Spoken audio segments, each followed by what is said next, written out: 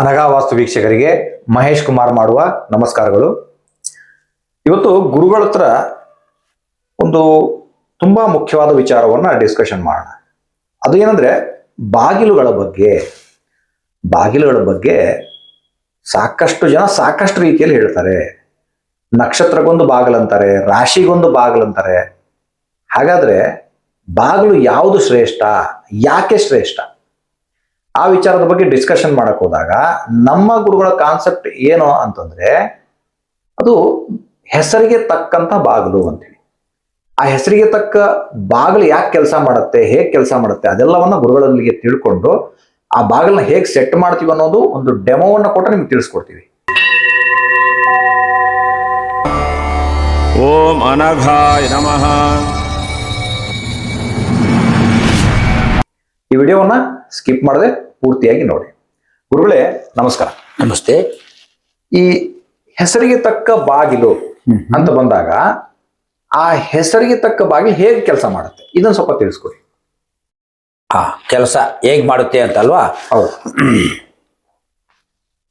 ಈಗ ಮೊದಲು ನಿಮ್ಮ ಅಜ್ಜ ಅಜ್ಜಿ ಕಾಲದಲ್ಲಿ ಡೇಟ್ ಆಫ್ ಬರ್ತ್ಗಳು ಯಾರು ಇಟ್ಕೊಂಡಿರ್ಲಿಲ್ಲ. ಹೌದು, ಕರೆಕ್ಟಾ? ಯಾರು ಬರ್ದಿಟ್ಕೊಂಡು ಇರ್ಲಿಲ್ಲ, ಗೊತ್ತೇ ಇರ್ಲಿಲ್ಲ, ಯಾರು ಗೊತ್ತೇ ಇರ್ಲಿಲ್ಲ. ಟೈಮ್ ನೋಡಕ್ಕೆ ಬರ್ತಿರ್ಲಿಲ್ಲ. ಸೂರ್ಯನ್ ನೋಡ್ಬಿಟ್ಟು ಇಷ್ಟ ಅಂದಾಜ್ ಸಮಯ ಆಯ್ತಲ್ವಾ, ಮನೆಗೆ ಹೋಗೋ ಟೈಮ್ ಅಂತ ಹೊಲದಿಂದ ಮನೆಗೆ ಹೋಗ್ತಾ ಇತ್ತು. ಆಯ್ತಲ್ಲ. ಆ ರೀತಿ ಇದ್ದಂತ ಸಮಯದಲ್ಲಿ ಎಷ್ಟು ಅನ್ಯೋನ್ಯತೆ ಬಾಳ್ವೆ ನಡೀತಾ ಇತ್ತು. ಹೌದು. ಈ ಹೆಸರುಗಳು ಮ್ಯಾಚ್ ಮಾಡ್ತಾ ಇದ್ರು. ಅವಾಗ ಪಂಡಿತರು ಎಂತ ಜ್ಞಾನಿಗಳು ಈ ಹೆಸರುಗಳು ಮ್ಯಾಚ್ ಮಾಡ್ಬಿಡ್ತಾ ಇದ್ರು. ಹೆಸರು ಬಲ ಅಂತ ಏನು ಅದು. ಚಿಕ್ಕಮುನಿಯಮ್ಮ, ಚಿಕ್ಕಮುನಿ ರೆಡ್ಡಿ. ಅರ್ಥ ಮಾಡ್ಕೊಳ್ರಿ ಹೆಂಗೆ ಅಂತ. ಹೆಸರು ಬಲಗಳನ್ನ ಮ್ಯಾಚ್. ರಾಜಮ್ಮ, ರಾಜಪ್ಪ ಒಂದೇ ಗುಣ, ಎರಡು ದೇಹ. ನಮ್ಮಿಬ್ಬರಿಗೂ ಒಂದೇ ದೇಹ, ಎರಡು ದೇಹ, ಒಂದೇ ಜೀವ ಇದ್ದಂಗೆ. ಅಂದ್ರೆ ಸ್ವಭಾವಗಳು ಮ್ಯಾಚ್ ಆಗ್ಬಿಡ್ತೈತಾ? ಎಸ್, ಅದೇ ಇದು. ಈಗ ಇದನ್ನ ನೀವು ಹೇಳ್ತೀರಂದಾಗ ನನಗನ್ಸುದು ನಾನೊಂದು ಹೇಳ್ತೀನಿ. ಯಾರು ಸ್ವಾತಿ ನಕ್ಷತ್ರ ಬಾರಪ್ಪ ಇಲ್ಲಿ, ಕನ್ಯಾ ರಾಶಿ ಬಾರಪ್ಪ ಇಲ್ಲಿ ಅಂತ ಯಾರು ಕರೆಯಲ್ಲ. ಹೆಸರಿಂದ ಕರೀತಾರೆ. ಹೌದು. ಅದಕ್ಕೆ ನೀವು ಹೇಳೋದು ಹೆಸರಿಗೆ ಬಲ ಜಾಸ್ತಿ ಅಂತ. ಹೌದು.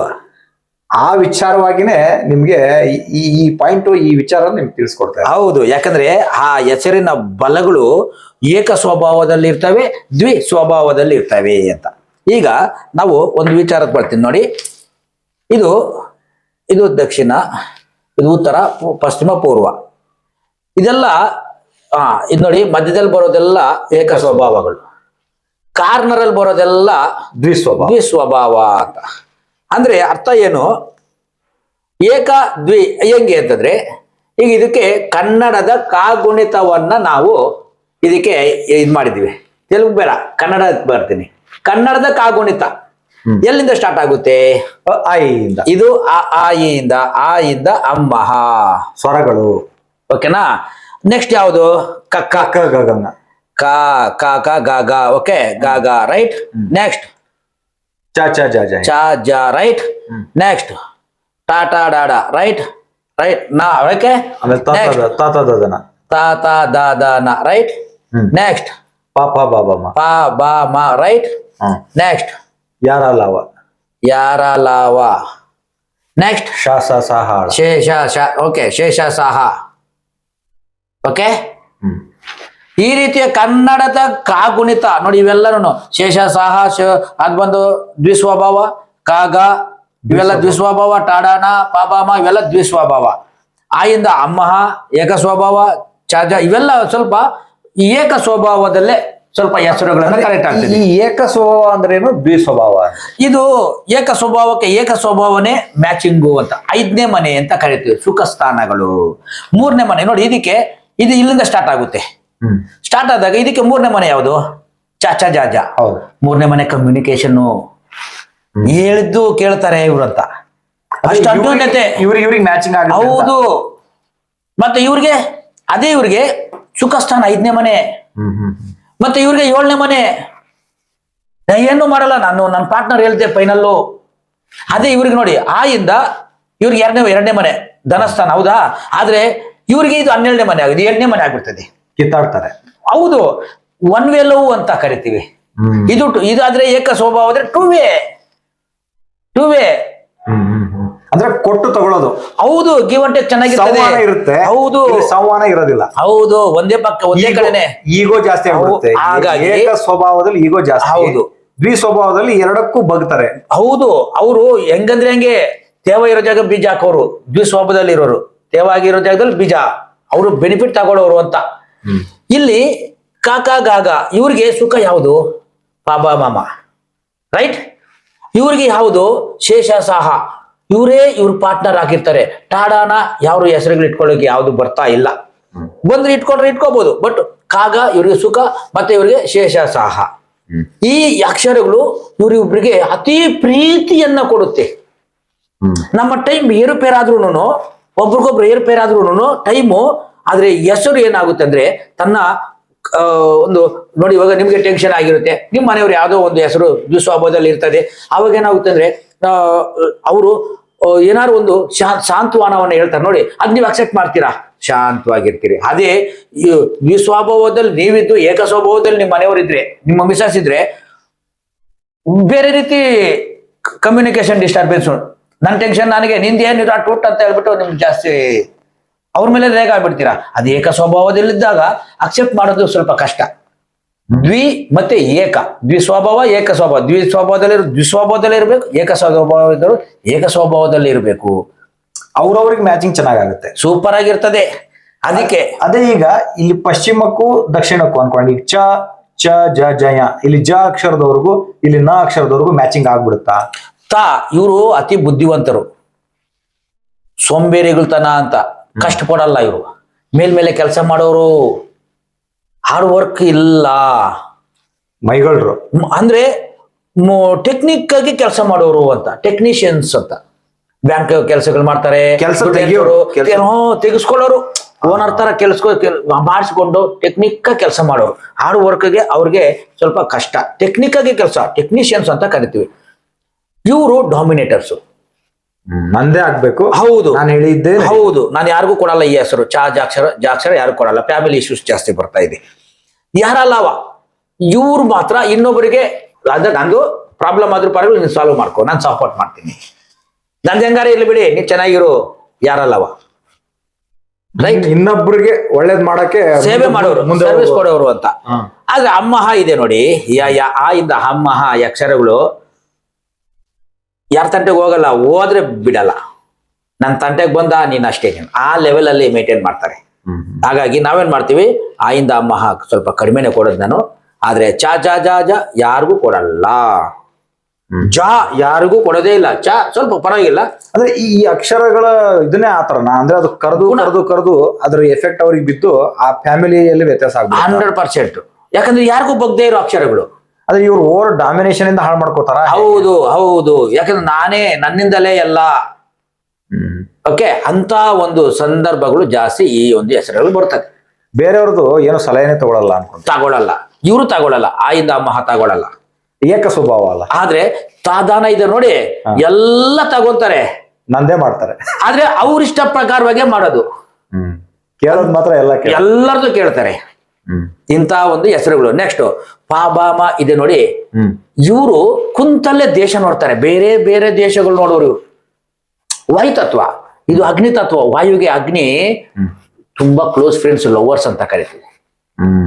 ಅರ್ಥ ಮಾಡ್ಕೊಳ್ರಿ. ಇವ್ರಿಗೆ ಪಾರ್ಟ್ನರ್ಸ್ ಯಾರು? ಇವ್ರೆ, ಇನ್ಯಾರನ್ನು ಮಾಡ್ಕೋಬಾರ್ದು. ಫ್ರೆಂಡ್ಶಿಪ್ ಪಾರ್ಟ್ನರ್ಸ್ ಅಂತ ಕರಿತೀವಲ್ಲ, ಮಾಡ್ಕೊಳ್ರಿ, ಸೂಪರ್ ಆಗಿರ್ತಾರೆ. ಗೊತ್ತಿದೆ ನಾನು ಹೇಳ್ತಾ ಇರೋದು? ಅಂದ್ರೆ ವಾಯು ಮತ್ತೆ ಈಶಾನ್ಯ. ಯಾಕಂದ್ರೆ ಈಶಾನ್ಯ ಡೈರೆಕ್ಟರ್ಸ್ ಮಾರ್ಗ ತೋರಿಸ್ಬಿಡ್ತಾರೆ. ಹೌದು, ದಿಸ್ ದ ಸೀಕ್ರೆಟ್. ಅದೇ ನಿಮಗೆ ಇವ್ರಿಗೆ ಕಾಗ ಅವ್ರಿಗೆ ಇದು 8ನೇ ಮನೆ ಅಲ್ವಾ, ಇವ್ರ ಹತ್ರ ಡೈರೆಕ್ಷನ್ ತಗೊಂಡಿದ್ದೆಲ್ಲ ಏನಪ್ಪ ಅವ್ರು ಹೇಳಿದ್ರಪ್ಪ, ಎಲ್ಲ ಉಲ್ಟಾ ಆಗೋಯ್ತು ಕೇಸು, ಬೇಡ ಹೋಗ್ನ ಲಿಮಿಟ್ ಮಾಡ್ಬಿಡೋಣ. ಈಗ ಗೊತ್ತಾಯ್ತಲ್ಲ, ಈ ರೀತಿ ನಾವು ಕ್ಯಾಲ್ಕುಲೇಷನ್ ಮಾಡಿ ಮ್ಯಾಚ್ ಮೇಕಿಂಗ್ ಕೊಟ್ಟಾಗ ನಮ್ಮ ಜಾತಕದಲ್ಲಿ ಯಾವತ್ತೂ ಗೋಚಾರ ಏರುಪೇರು ಆಗೇ ಆಗ್ತದೆ. ಮ್ಯಾಚಿಂಗ್ ಹೆಸರುಗಳು ಬಲಗಳಿದೆ ನೋಡಿ, ಅದರಲ್ಲಿ ನಾವು ಅಡ್ಜಸ್ಟ್ಮೆಂಟ್ ಮಾಡ್ಕೊಂಡ್ಬಿಡ್ತೀವಿ. ರೈಟ್? ಕರೆದು ಆ ಹೆಸರಿಗೆ ಒಂದು ಎನರ್ಜಿ. ಈಗ ಒಂದು ಮಂತ್ರವನ್ನ 108 ಬಾರಿ ಹೇಳಿ ಪ್ರತಿದಿನ ಅಂತ ಹೇಳ್ತಾರೆ. ಆ ಮಂತ್ರ ಯಾಕೆ 108 ಬಾರಿ ಹೇಳ್ಬೇಕು? ನೀವು 1,00,000 ಒಂದು ಮಂತ್ರವನ್ನು ಜಪ ಮಾಡಿದಾಗ ಅದು ಸಿದ್ಧಿ ಆಗುತ್ತೆ ಅಂತ ಹೇಳ್ತಾರೆ. ಅದೇ ರೀತಿ ನಿಮ್ಮ ಹೆಸರನ್ನ ಲಕ್ಷಾಂತರ ಬಾರಿ ಜನ ಕರೆದು ಅದು ಸಿದ್ಧಿ ಆಗ್ಬಿಟ್ಟಿರುತ್ತೆ. ಹಾಗಾಗಿ ಆ ಹೆಸರು ಬಲಗಳು ಜಾಸ್ತಿ ಕೆಲಸ ಮಾಡ್ತವೆ, ಆ ವಿಚಾರ ತಿಳ್ಕೊಳ್ಳಿ. ಅದಕ್ಕೋಸ್ಕರನೇ ಈ ಒಂದು ಹೆಸರು ಬಲಗಳು, ಈ ಹೆಸರಿಗೆ ತಕ್ಕ ಬಾಗಿಲುಗಳು ಕೆಲಸ ಮಾಡ್ತವೆ. ಅದರ ಅನುಭವವನ್ನ ಪಡ್ಕೊಂಡಾಗ ನಿಮ್ಗೆ ಅದರ ಅರ್ಥ ಆಗುತ್ತೆ. ಅದಕ್ಕೋಸ್ಕರ ನಮ್ಮ ಒಂದು ಪ್ಲಾನಿಂಗ್ ಅಲ್ಲಿ ನಾವು ಹೆಸರಿಗೆ ತಕ್ಕ ಬಾಗಿಲನ್ನ ಅಳವಡಿಸಿ ನಿಮಗೆ ಕೊಡ್ತೇವೆ. ಹೌದು, ಇದು ಒಳ್ಳೆ ಪಾಯಿಂಟ್. ಅದಕ್ಕೆ ಇದು ಕೂಡ ಇದ್ದಾಗೆ ನಾವು ಆ ಕಾಲದಲ್ಲಿ ಏನ್ ಮಾಡ್ತಾ ಇದ್ರು ಅಂದ್ರೆ, ಯಜಮಾನನಿಗೆ ಮಾತ್ರ ಬಾಗಿಲು, ಯಾಕಂದ್ರೆ ದುಡಿಯೋರು ಅವರೇ ಅನ್ನೋ ಒಂದು ಉದ್ದೇಶದಿಂದ ಇವ್ರೇನ್ ಮಾಡ್ತಾ ಇದ್ರು, ಯಜಮಾನನಿಗೆ ಮಾತ್ರ ಮಾಡ್ತಾ ಇದ್ರು.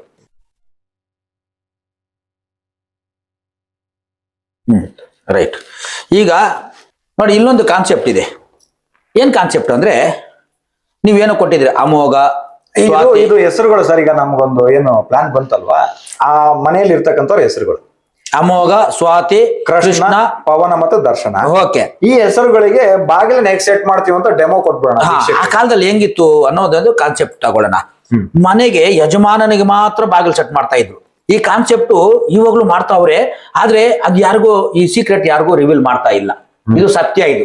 ಓಕೆ, ಈ ಪಂಡಿತರು ಇನ್ನೂ ಇದ್ದಾರೆ, ಒಳ್ಳೊಳ್ಳೆ ಪಂಡಿತರು ಇದ್ದಾರೆ, ಆದ್ರೆ ಯಾರಿಗೂ ತೋರ್ಸ್ಕೊಡ್ತಾ ಇಲ್ಲ. ಹೌದು, ಆಯ್ತಾ. ಇಂಥ ಕಾನ್ಸೆಪ್ಟ್ ಬಂದಾಗ ನೋಡಿ, 2, 3, 5, 6, 7 ಇನ್ನಪ್ಪ 1, 4, 8 ಯಾವ್ದಪ್ಪ, ಇದು ನಾವು ಕೊಡಲ್ಲ ಬಾಗಿಲು. ಇದು ಮೂಲ ಸ್ಥಾನಗಳು. ಆ ಅಂದ್ರೆ ಯಾವುದು ಮೂಲ, ಯಾವುದು ಪೂರ್ವ. ಪೂರ್ವಕ್ಕೆ ಧನಸ್ಥಾನ ಯಾವುದು, ಅಗ್ನಿ. ಕರೆಕ್ಟ್. ಹೌದು. 3ನೇ ಸ್ಥಾನ ಯಾವುದು, ದಕ್ಷಿಣ. ಮತ್ತೆ 5ನೇ ಸ್ಥಾನ ಯಾವುದು, ಪಶ್ಚಿಮ. ಇದು ವಾಯು. ಉತ್ತರ. ಓಕೆ, ಇದು ಉತ್ತರ. ಅಂದ್ರೆ ಈ ರೀತಿ 5 ಬಾಗಿಲುಗಳು ಇವರಿಗೆ ಉತ್ತಮ. ಬೇರೆ ಬಾಗಿಲು ಆಗ್ಬರಲ್ಲ. ಸ್ವಾತಿ ಮತ್ತೆ ಕೃಷ್ಣ, ಸ್ವ ಇದ್ರಲ್ಲಿ 2 ಒತ್ತಕ್ಷರ ಇದೆ. ಸ್ವ ಇದ್ರಲ್ಲಿ ಏನಾಗುತ್ತೆ ಅಂದ್ರೆ, ಇದು ವಾಲ್ಕೆನೋ ಅಂತ ಕರಿತೀವಿ ನಾವು ಅದನ್ನ. ವಾಲ್ಕನಿಕ್ ತಗೊಂಡ್ಬಿಟ್ಟು ನೋಡಿ, 2 ಪೇಸ್ವಿ ನ್ಯೂಟ್ರಲ್ 2 ಇದಾವೆ. ಸ ಮತ್ತೆ ವ, ಸ್ವ 2 ಸೇರಿದೆ. ಒತ್ತಕ್ಷರಗಳಿಗೆ ಬಲ ಜಾಸ್ತಿ ಇದೆ. ಅಂದ್ರೆ ಕೃಷ್ಣ, ಕ ಮತ್ತೆ ರು, ಕ್ರಿ, ಅದು ಕೊನೆಗೆ ಫೈನಲ್ ಏನಾಗುತ್ತೆ, ರು ಅಕ್ಷರ ರಕಾರಕ್ಕೆ ಹೋಗುತ್ತೆ. ಇದು ನೋಡಿ, ಯಾರ ಲಾಭಕ್ಕೆ ಹೋಗುತ್ತೆ, ರಕಾರಕ್ಕೆ. ಹಾಗಾದ್ರೆ ಇದು ಬಂದು ರಾಗ ಉತ್ತರಕ್ಕೆ ಮೂಲ ಸ್ಥಾನ ಆಗ್ಬಿಡ್ತದೆ. ಅವಾಗ ಸ್ವ ವಾ ನೋಡಿ, ಇಲ್ಲೇ ಬಂದು ನೋಡು, ವಾ. ಹಂಗಾದ್ರೆ ಇದು ಉತ್ತರಕ್ಕೆ ಕನೆಕ್ಟ್ ಆಗ್ಬಿಡ್ತದೆ, ಸಾಗೆ ಕನೆಕ್ಟ್ ಆಗಲ್ಲ. ಇದು ಕಾಗೆ ಕನೆಕ್ಟ್ ಆಗಲ್ಲ, ಅಗ್ನಿಮೂಲಕ್ಕೆ ಕನೆಕ್ಟ್ ಆಗಲ್ಲ. ಕಾರಣ ಏಕೆಂದ್ರೆ ಇದು ಪ್ರೊನೌನ್ಸಿಯೇಷನ್ಗೆ ತಗೊಳುತ್ತೆ. ಆದರೆ ಪ್ರೊನೌನ್ಸಿಯೇಷನ್ ತಗೊಳ್ಳೋದು 75% ಆದ್ರೆ ಅಗ್ನಿಮೂಲೆಗೆ ತಗೊಂಡೋಗೋದು ಸಾಕ್ಷರ ಅಲ್ಲ, ಕ ಅಕ್ಷರ ಬಂದು ಅಗ್ನಿಮೂಲೆಗೆ 25% ತಗೊಳುತ್ತೆ. ಕೋಪ ಇದ್ದೇ ಇರುತ್ತೆ. ಹೌದು, ಆದ್ರೆ ಸರ್ವಿಸ್ ಮೈಂಡ್ ಇರುತ್ತೆ. ಹೌದು, ಎರಡರದ್ದು ಗುಣಲಕ್ಷಣ. ಹೌದು. ಸಹ ಅಕ್ಷರ ಡೈರೆಕ್ಟ್ ಸ್ವಾತಿ ಸೇವೆನೂ ಮಾಡ್ತಾರೆ, ಜೊತೆಗೆ ಸರ್ವಿಸ್ ಜಾಸ್ತಿ ಕೊಡ್ತಾರೆ, ಆದ್ರೆ ಡೈರೆಕ್ಷನ್ ಕೊಡ್ತಾರೆ. ಯಾಕಂದ್ರೆ ಸಹ ಅಕ್ಷರ ಇದೆ. ಅದನ್ನೇ ದ್ವಿಸ್ವಭಾವ, 2 ಮೈಂಡ್ ಇದೆ ಅವ್ರಿಗೆ. ಎರಡೂ ಅಲ್ಲಿ ಹೆಸರಲ್ಲಿ. ಹೌದು, ರಾ ಇದೆಯಲ್ಲ, ರಾಗೆ ಮೂಲ ಯಾವುದು, ಇದು ಉತ್ತರ. ಧನಸ್ಥಾನ ಯಾವುದು, ಈಶಾನ್ಯ. ಮತ್ತೆ ಇದಕ್ಕೆ ಮೂರನೇ ಸ್ಥಾನ ಪೂರ್ವ. ಆಮೇಲೆ 5ನೇ ಸ್ಥಾನ ದಕ್ಷಿಣ. ನೈಋತ್ಯ ಆಗಲ್ಲ, ನೈಋತ್ಯ ಯಾರಿಗೂ ಕೊಡಲ್ಲ. ಪಶ್ಚಿಮ ನೆಕ್ಸ್ಟ್. ಓಕೆ, 7ನೇ ಸ್ಥಾನ. ಪ ಅಕ್ಷರ ಮೂಲ ಯಾವುದು ನೋಡಿ, ಇಲ್ಲಿದೆಪ್ಪ, ಅದೇ ಇವರಿಗೆ ವಾಯು ಮೂಲೆ. ಆಮೇಲೆ ಉತ್ತರ ಬಂದು ಧನಸ್ಥಾನ. 3ನೇ ಸ್ಥಾನ ಈಶಾನ್ಯ. ರೈಟ್. ಈಗ 5ನೇ ಸ್ಥಾನ ಯಾವುದು, ಅಗ್ನಿ. ಹೌದು ನೋಡಿ, ಸುಖ ಸ್ಥಾನ 5ನೇ ಬಂತಲ್ವಾ. 6ನೇ ದಕ್ಷಿಣ. ನೈಋತ್ಯ ಬಂದು 7ನೇ ಸ್ಥಾನ ಆಗಲ್ಲ. ಅದು ದರ್ಶನ್, ದ ಅಕ್ಷರ, ದ ನೋಡಿ, ಮೊದಲನೇ ಅಕ್ಷರ ಇದಿಲ್ಲ, 2ನೇ ಅಕ್ಷರ ಶ್ರಾಗೆ ಇದಿರೋದು. ಓಕೆ, ಒತ್ತಕ್ಷರ ಇಲ್ಲ, ಇದಕ್ಕಿಲ್ಲ. ದ ಅಕ್ಷರ ಇರೋದಕ್ಕೆ ನೋಡಿ, ಇಲ್ಲಿದೆ ಮೂಲ ಯಾವುದು, ಪಶ್ಚಿಮ ಮೂಲ ಸ್ಥಾನ. ಹೌದು. ವಾಯು ಮೂಲೆ, ವಾಯುವೇ ಬಂತ ಅವಾಗ. ವಾಯು. ಆಮೇಲೆ ಉತ್ತರ. ಆಮೇಲೆ ಇದು ಪೂರ್ವ. ಯಾಕೆ ಈಶಾನ್ಯ ಇಲ್ಲ ಅಂದ್ರೆ, 4ನೇ ಸ್ಥಾನ ಕೊಡಲ್ಲ ನಾವು ನೋಡಿ. 1, 2, 3, 4ನೇ ಸ್ಥಾನ ಕೊಡಲ್ಲ. ದುಸ್ಥಾನ. ಹೌದು.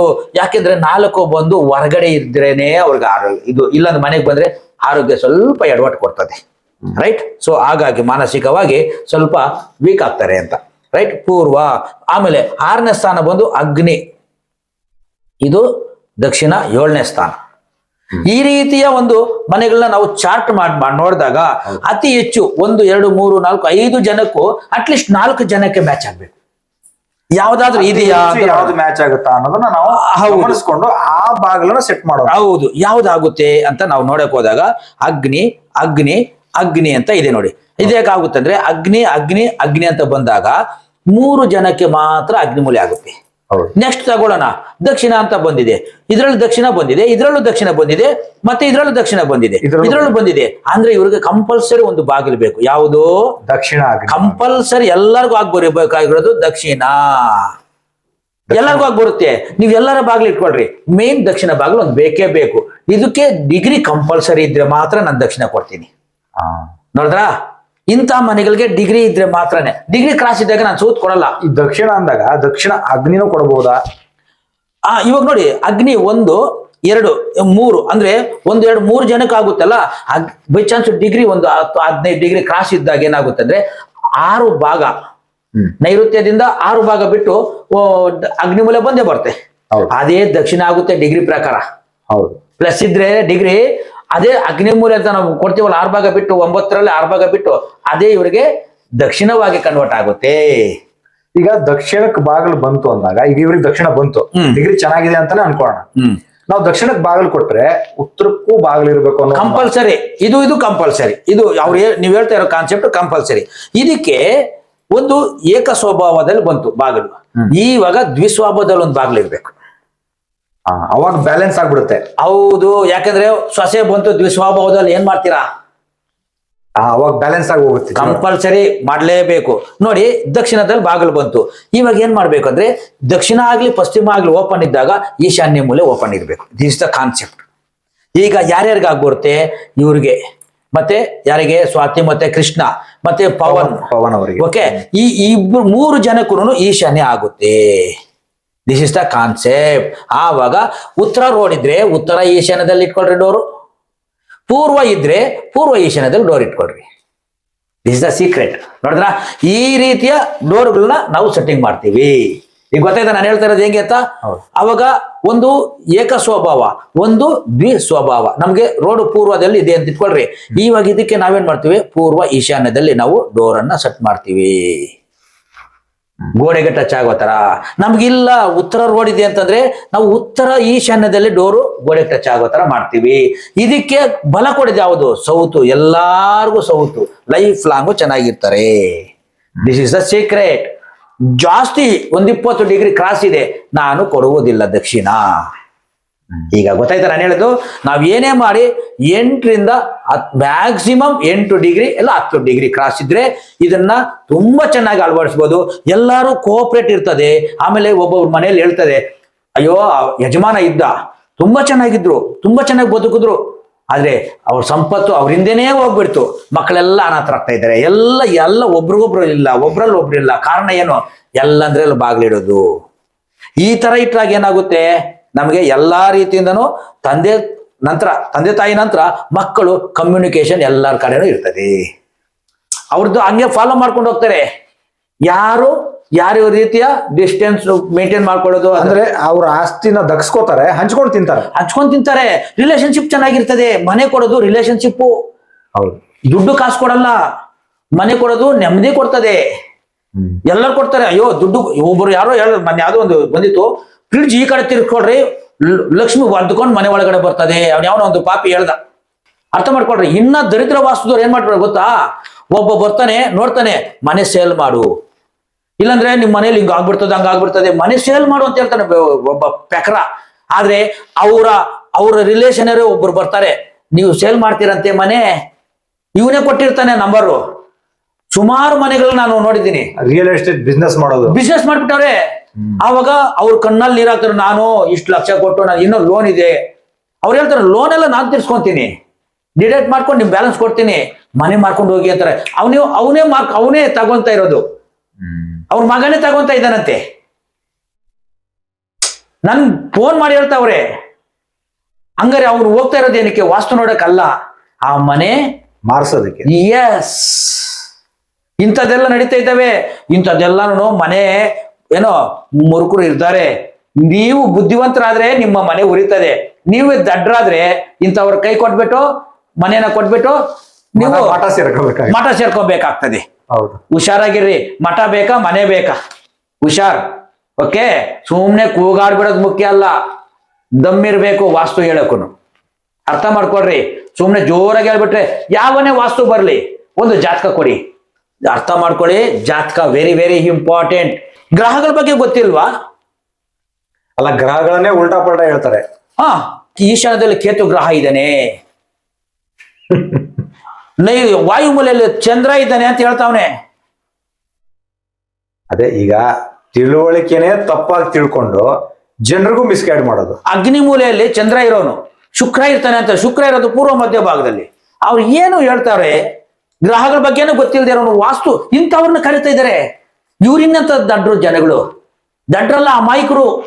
ನಾನು ಒಂದು ವಿಡಿಯೋದಲ್ಲಿ ಈಶಾನ್ಯದಲ್ಲಿ ನನ್ನ ಒಂದು ಡೂಪ್ಲೆಕ್ಸ್ ಬಗ್ಗೆ ಒಂದು ವಿಡಿಯೋ ಮಾಡಿದ್ದೀನಿ. ಆ ವಿಡಿಯೋದಲ್ಲಿ ಈಶಾನ್ಯದಲ್ಲಿ ಇರತಕ್ಕಂಥದ್ದು ಬುಧ ಗ್ರಹ ಅಂತ ನಾನೆಲ್ಲ ಎಕ್ಸ್ಪ್ಲೇನ್ ಮಾಡಿದ್ದೀನಿ. ಆ ವಿಡಿಯೋ ಕಮೆಂಟ್ ಕೂಡ ಮಾಡಿದ್ದಾರೆ ಯಾರೋ ಒಬ್ರು, ಇಲ್ಲೇನು ಬುಧ ಗ್ರಹ ಇರೋದಿಲ್ಲ, ಇಲ್ಲಿರೋದು ಗುರು, ನೀವು ಮೊದಲು ಮಾಹಿತಿ ಸರಿಯಾಗಿ ಕೊಡಿ ಅಂತ ನನಗೆ ಹಾಕಿದ್ರು. ಓಪನ್ ಆಗಿ ಹೇಳ್ತೀನಿ ಕೇಳಿ, ಅವನು ದಾರಿ ತಪ್ಪಿಸ್ಬಿಟ್ಟು ಅವ್ರು ಆಲ್ರೆಡಿ ಅವನಿಗೆ ಏನು ಗೊತ್ತಿಲ್ದೇ ಇರೋನು. ಗುರು ಇರೋದು ಉತ್ತರದಲ್ಲಿ. ಹೌದು, ಸಿ ಅವ್ನಿಗೆ ಏನು ಗೊತ್ತಿಲ್ಲ, ಪ್ಲೇಸ್ಮೆಂಟ್ ತಿಳ್ಕೊಳ್ಳಲ್ಲ, ನವಗ್ರಹಗಳೇ ಗೊತ್ತಿಲ್ದೇ ಅವನು. ಅವನ್ ಎಂತ ವಾಸ್ತುದೇರ್ರೆ ಅವನು, ಏನ್ರಿ ಗೊತ್ತು ಅವನು. ಫಸ್ಟ್ ಆಫ್ ಆಲ್ ಅವನಿಗೆ ಗುರು ಇದ್ದಾನಲ್ಲ, ಅವನಿಗೆ ಫಸ್ಟ್ ಆಫ್ ಆಲ್ ಗೊತ್ತಿಲ್ಲ. ನಾನು ನನ್ನ ಗ್ರಹಗಳ ವಿಡಿಯೋ ನೋಡಪ್ಪ ಅಂತ ಮೆಸೇಜ್ ಹಾಕಿದ್ರೆ ಅವ್ನು ಮತ್ತೆ ಇಷ್ಟು ಉದ್ದ ಕಮೆಂಟ್ ಹಾಕಿದ. ಅವಾಗ ಅರ್ಥ ಆಯ್ತು, ದಾರಿ ತಪ್ಪದವ್ರು ಇನ್ನೊಬ್ರು ದಾರಿ ತಪ್ಪಿಸ್ತಾರೆ ಇವರು ಅಂತೇಳಿ. ಹೌದು, ಅವರೇ ಸರಿಯಾದ ದಾರಿಯಲ್ಲಿ ತಿಳ್ಕೊಂಡಿಲ್ಲ ವಿಚಾರನ, ಬೇರೆಯವ್ರಿಗೆ ಹೇಗೆ ತಿಳ್ಸಕ್ ಸಾಧ್ಯ? ಅವರು ಅರ್ಥ ಮಾಡ್ಕೊಳ್ರಿ. ಇದೆಲ್ಲ ನಡೀತಾ ಇದ್ದಾವೆ, ಇದೆಲ್ಲ ಹಾಳು ಮಾಡ್ತಾ ಇರೋದು ಯಾರು ಗೊತ್ತೇನ್ರಿ? ವಾಸ್ತು, ದರಿದ್ರ ವಾಸ್ತುದವರಿದ್ದಾರೆ. ಒಂದು ಸರಿಯಾಗಿ ಕಲ್ತ್ಕೊಂಡಿಲ್ಲ, ಇನ್ನೊಂದು ಸರಿಯಾದ ಮಾರ್ಗದಲ್ಲಿ ಅವ್ರು ಹೋಗಕ್ ರೆಡಿ ಇಲ್ಲ. ಅದಕ್ಕೆ ಮೊದಲು ಶಾಸ್ತ್ರಗಳನ್ನ ಹೇಳ್ಕೊಡ್ಬೇಕಾದ್ರೆ ಗುರುಗಳಾದಂಥವ್ರು ಬಹಳ ಪರೀಕ್ಷೆ ಮಾಡ್ತಾ ಇದ್ರು, ವಿದ್ಯಾರ್ಥಿಗಳು ಹೇಗಿರ್ಬೇಕು ಅಂತೇಳಿ. ಇವತ್ತು ಏನಾಗ್ಬಿಟ್ಟಿದೆ, ಎಲ್ಲರಿಗೂ ಆನ್ಲೈನ್ ಅಲ್ಲಿ ಏನೋ ಒಂದು ಸಿಗ್ತಾ ಇದೆ. ಆದ್ರೆ ಸರಿಯಾದ ಮಾರ್ಗದಲ್ಲಿ ಹೋಗ್ಬೇಕಾಗಿ ಬಂದಾಗ ಆ ವ್ಯಕ್ತಿ ಕಲಿಯೋವನು ಕೂಡ ಕರೆಕ್ಟ್ ಆಗಿರ್ಬೇಕು, ಅವನು ಕೂಡ ಸತ್ಕಾರ್ಯ ಮಾಡೋನ್ ಇರ್ಬೇಕು, ಅವನು ಇನ್ನೊಬ್ರಿಗೆ ಒಳ್ಳೇದು ಮಾಡ್ಬೇಕು, ಒಳ್ಳೇದು ಬಯಸ್ತಕ್ಕಂತ ಮನಸ್ಥಿತಿ ಅವನಿಗೆ ಆಗಿರ್ಬೇಕು. ವಿದ್ಯೆ ಕಲ್ತವನು ಅವನ ಆಚರಣೆಗಳೇ ಸರಿ ಇಲ್ಲ, ಅವನು ಹೇಗೆ ಬೇರೆಯವ್ರಿಗೆ ಒಳ್ಳೆ ದಾರಿ ಸನ್ಮಾರ್ಗ ತೋರ್ಸಕ್ ಸಾಧ್ಯ? ಹಾಗಾಗಿ ನಮ್ಮ ಮಾರ್ಗ, ನಾವು ಕೂಡ ಸನ್ಮಾರ್ಗದಲ್ಲಿದ್ದು, ಒಂದು ಭಕ್ತಿ ಮಾರ್ಗದಲ್ಲಿದ್ದು, ಭಗವಂತನ ಒಂದು ಸ್ಮರಣೆಯಲ್ಲಿ ಇದ್ಕೊಂಡು ಇನ್ನೊಬ್ಬರಿಗೆ ನಾವು ಒಳ್ಳೇದನ್ನ ಬಯಸಿದಾಗ ಮಾತ್ರ, ಅಂಥವ್ರಿಗೆ ಮಾತ್ರ ಈ ವಾಸ್ತು ಸೂಟ್ ಆಗುತ್ತೆ. ವಾಸ್ತು ಕೆಲಸಗಳನ್ನ ಮಾಡಿದಾಗ ಕೂಡ ಜನರಿಗೂ ಕೂಡ ಅವ್ರು ತಲುಪಬಹುದು, ಜನರಿಗೂ ಕೂಡ ಒಳ್ಳೇದನ್ನ ಮಾಡಕ್ ಸಾಧ್ಯ. ಹೌದು, ಗೊತ್ತಿಲ್ವಾ, ಗೊತ್ತಿದ್ಯಾ, ಅವ್ನು ಹೇಳ್ತಾನೆ ರೀತಿನ ಗೊತ್ತಾಗೋಗ್ಬಿಡ್ತದೆ. ನೀವು ಅವ್ರಿಗಿಂತಲೂ ದಡ್ರ, ನೀವು ಜನಗಳು ಬುದ್ಧಿವಂತರ್ರಿ, ಹುಷಾರಾಗಿರ್ರಿ, ಎಚ್ಚರಿಕೆಯಿಂದ ಇದ್ರೆ ನೀವು ಉದ್ಧಾರ ಆಗ್ತೀರಾ. ಅದಕ್ಕೆ ಹೇಳೋದು, ಬಾಗಿಲು ಅನ್ನುವಂಥದ್ದು ಮನೆಯ ಮುಖ್ಯವಾದ ಪ್ರವೇಶ. ಹೌದು, ಸಿಂಹದ್ವಾರ ಅಂತ ಕರಿತೀವಿ. ಆ ಎಂಟ್ರಿನೇ ರಾಂಗ್ ಆಗಿದ್ದಾಗ ನಾವು ಮತ್ತೆ ಹೆಸರಿಗೆ ತಕ್ಕ ಬಾಗಿಲು ಕೊಡ್ತೀವಿ ಅಂದ್ ಮಾತ್ರಕ್ಕೆ ನಾವ್ಯಾವುದು ನೀಚ ಸ್ಥಾನದ ಬಾಗಿಲು ಕೊಡಲ್ಲ, ಉಚ್ಚ ಸ್ಥಾನದ ಬಾಗಿಲನ್ನೇ ಕೊಡ್ತೀವಿ. ಅದು ಕರೆಕ್ಟ್. ಅದಕ್ಕೋಸ್ಕರ ನೀವು ಕೂಡ ಅರ್ಥ ಮಾಡ್ಕೊಳ್ಳಿ. ಇಷ್ಟೊಂದು ವಿವರಣಾತ್ಮಕವಾಗಿ ಆ ಹೆಸರು ಬಲ ಅಂದ್ರೆ ಏನು, ಅದು ಹೇಗೆ ವರ್ಕ್ ಆಗುತ್ತೆ, ಪ್ರತಿಯೊಂದನ್ನ ಬಿಡಿಸಿ ಬಿಡಿಸಿ ಬಿಡಿಸಿ ನಿಮಗೆ ಇಷ್ಟು ಅರ್ಥಪೂರ್ಣವಾಗಿ ತಿಳಿಸ್ಕೊಟ್ಟಿರ್ತಕ್ಕಂತಹ ನಮ್ಮ ಪ್ರೇಮಕುಮಾರ್ ಗುರುಗಳಿಗೆ ಧನ್ಯವಾದಗಳನ್ನ ಹೇಳ್ತಾ, ಅದೇ ರೀತಿ ವೀಕ್ಷಕರೇ, ನೀವು ಕೂಡ ಈ ವಿಡಿಯೋವನ್ನ ಸಂಪೂರ್ಣವಾಗಿ ಗಮನಿಸಿದ್ದೀರಾ, ನೋಡಿದ್ದೀರಾ. ಇದರಲ್ಲಿ ಸಾಕಷ್ಟು ಅರ್ಥಗರ್ಭಿತ ವಿಚಾರಗಳಿದ್ದಾವೆ. ಹೇಗೆ ಮೊದಲು ಮದುವೆಯನ್ನ ಸೆಟ್ ಮಾಡ್ತಾ ಇದ್ರು, ಆ ಪದ್ಧತಿಯಲ್ಲಿ ನಾವು ಬಾಗಿಲನ್ನು ಸೆಟ್ ಮಾಡ್ತಾ ಇದ್ದೀವಿ. ಯಾಕೆ? ನಮಗೆ ಒಂದೇ ಇಚ್ಛೆ ಇರೋದು, ಮನೆಯವರೆಲ್ಲ ಕೂಡಿ ಬಾಳ್ಬೇಕು, ಕೂಡಿ ಬಾಳಿದರೆ ಸ್ವರ್ಗ ಅನ್ನೋದು ನಮ್ಮ ವಿಶಾಲ ವಾಸ್ತು ಹಾಗೂ ನಮ್ಮ ಅನಗಾ ವಾಸ್ತುವಿನ ಆಶಯ ಕೂಡ ಹೌದು. ನೀವೆಲ್ಲರೂ ಕೂಡಿ ಬಾಳಿ, ನಿಮ್ಮ ಮನೆ ಸ್ವರ್ಗದಂತಿರಲಿ, ಮನೆಯೇ ಮಂತ್ರಾಲಯವಾಗಲಿ ಅಂತ ಕೇಳ್ಕೊತಾ ಈ ವಿಡಿಯೋವನ್ನ ನೋಡಿದ್ದಕ್ಕೆ ಧನ್ಯವಾದಗಳು. ನಮಸ್ಕಾರ.